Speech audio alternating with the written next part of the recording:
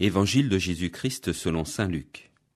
En ce temps-là, Jésus déclarait à ses disciples : « Je vous le dis à vous qui m'écoutez, aimez vos ennemis, faites du bien à ceux qui vous haïssent. Souhaitez du bien à ceux qui vous maudissent.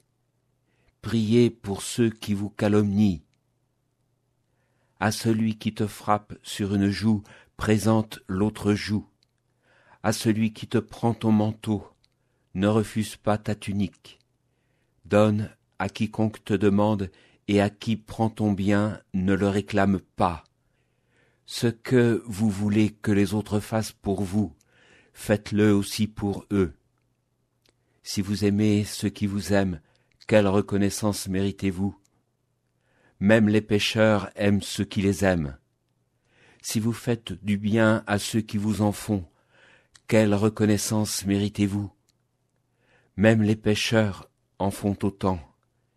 Si vous prêtez à ceux dont vous espérez recevoir en retour, quelle reconnaissance méritez-vous ?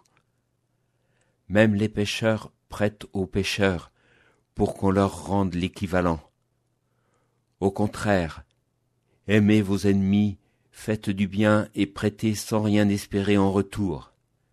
Alors, votre récompense sera grande, et vous serez les fils du Très-Haut, car lui, il est bon pour les ingrats et les méchants. Soyez miséricordieux, comme votre Père est miséricordieux. Ne jugez pas, et vous ne serez pas jugés. Ne condamnez pas, et vous ne serez pas condamnés. Pardonnez, et vous serez pardonnés. Donnez, et l'on vous donnera.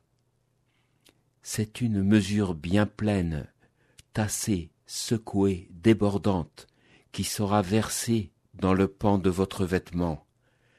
Car la mesure dont vous vous servez pour les autres servira de mesure aussi pour vous. Bonjour à tous et à chacun d'entre vous. Cette page d'Évangile est une des plus dures à entendre, car elle remet en cause beaucoup de choses en nous-mêmes. Comment accepter dans notre vie courante de suivre Jésus sur ce chemin ? C'est trop raide, Seigneur, humainement impossible, et je pèse mes mots, c'est humainement impossible. Si je laisse mon ennemi me faire du mal, du tort, s'il vient à blesser ma famille, mes proches, comment lui pardonner, comment le respecter ? C'est laisser la porte ouverte à tous les abus, les exactions, le laisser perpétuer ses actes odieux, destructeurs, maléfiques. C'est tellement horrible, malsain, dangereux, ignoble. Et toi, Seigneur, tu me demandes de l'aimer. Mais cela m'est impensable, impossible. Également, prêter sans rien demander en retour à fond perdu, alors que cet argent, je l'ai gagné, et il va m'être utile. Tout ça, pour perdre le fruit de mon travail. Mais quel sens peut bien avoir cette parole de Jésus ? Mon esprit refuse d'adhérer. Cela m'est tout simplement pas possible. Me revient alors doucement, délicatement, des bribes de messagers de Dieu qui ont vécu cette grâce ultime d'aimer leurs ennemis. Cette parole de Jésus sur la croix juste avant de mourir, « Père, pardonne-leur car ils ne savent pas ce qu'ils font ». Cette attitude de saint Jean-Paul II, visitant ce Turc qui avait voulu l'abattre, est seulement protégé par la main de Marie lors de l'attentat place Saint-Pierre. Et puis surtout ce texte de Christian de Chergé, moine de Tibérine, prêt à affronter le terrorisme. Voilà ce qu'il disait. S'il m'arrivait un jour d'être victime du terrorisme, j'aimerais qu'on se souvienne que ma vie était donnée à Dieu. J'aimerais le moment voulu avoir ce laps de lucidité qui me permettrait de solliciter le pardon de Dieu et celui de mes frères en humanité, en même temps que de pardonner de tout cœur à celui qui m'aurait atteint.